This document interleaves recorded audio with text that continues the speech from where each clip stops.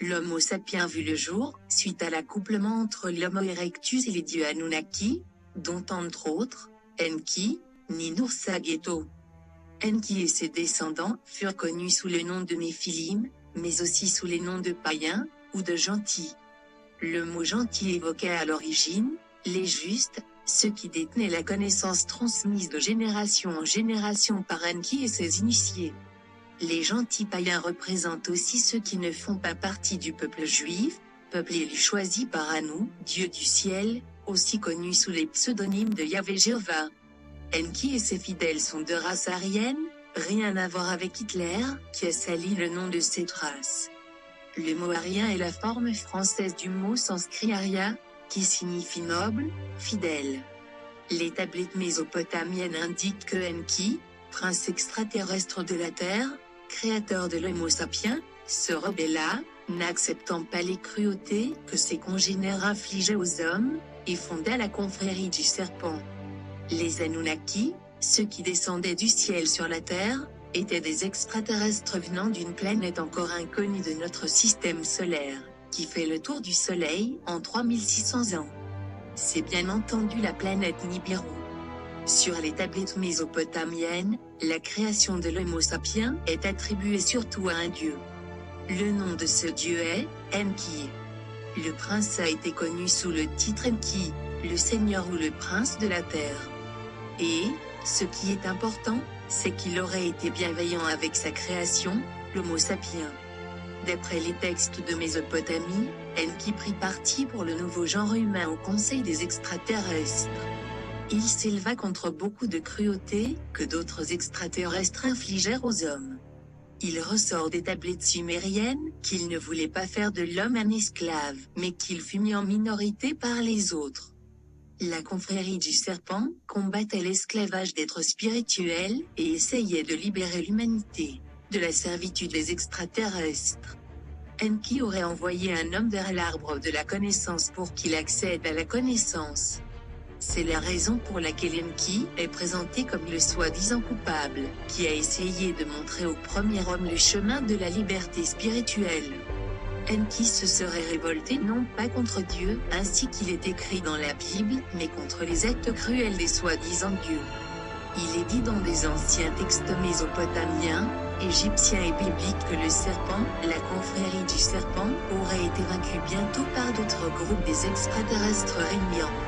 Enki n'a jamais chuté, mais il est parti de lui-même avec ses légions armées et ses fidèles sur Orion pour se préparer une stratégie de récupération de la planète, des créations complètes de la vie et de la récupération du système solaire, protégé par les siens et la préparation d'un complet anéantissement des reptiliens, des États et des réticulis, en créant de gros dommages collatéraux dissuasifs sur la Fédération intergalactique tout entière, et sur son père le commanditaire Anu, Chronon, Saturne, Fenrir, Apophi, Bor, Yahvé, Jéhovah, Allah, Bouddha, Jésus, Lucifer et tous ces autres noms cachés.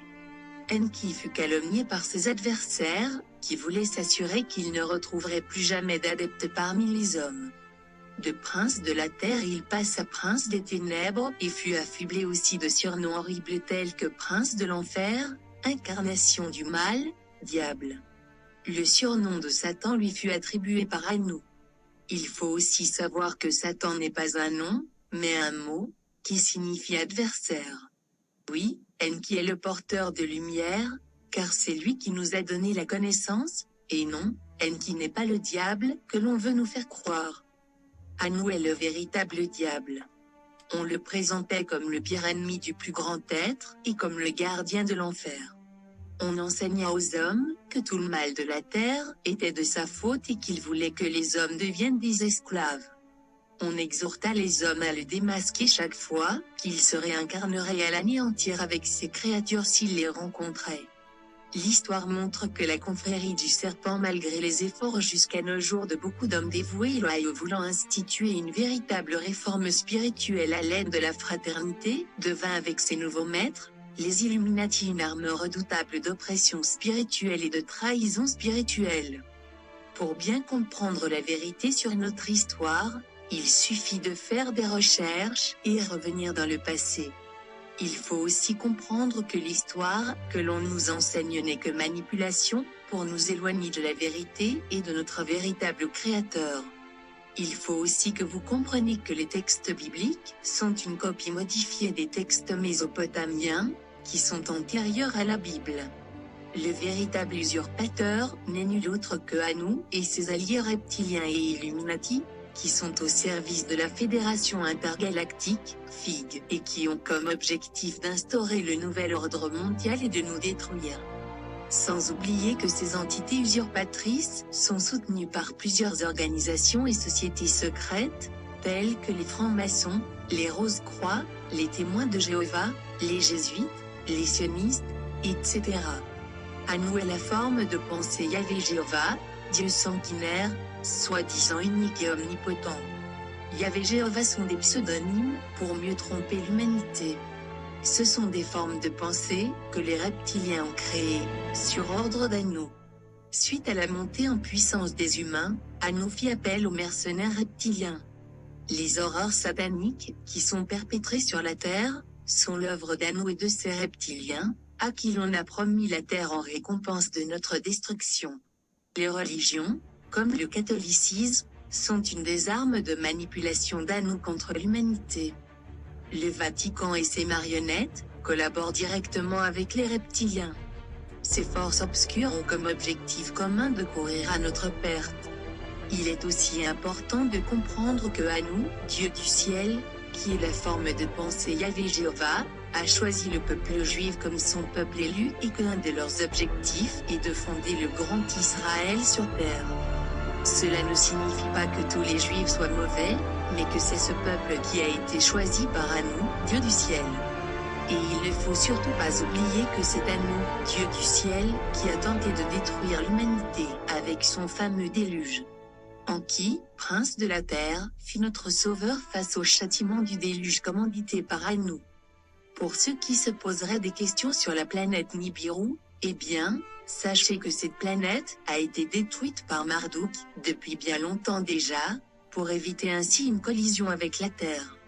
Nous tenons aussi à préciser qu'en 2013 les élites franc-maçonniques à la tête de Canal+ et de Sky Atlantic ont fait produire une série franco-britannique du nom de « Tunnel » pour commencer à formater le cerveau des téléspectateurs en salissant le nom du chasseur de vérité par le terroriste de la vérité. Enki est Satya, le verbe de vérité. Il est le Dieu de toutes les connaissances. Nous portons en nous l'ADN d'Enki. Enki, prince de la terre, nous a créés et nous a donné une âme, et de puissants pouvoirs spirituels par l'éveil de Kundalini. Enki et ses disciples se battent pour libérer l'humanité de l'esclavage.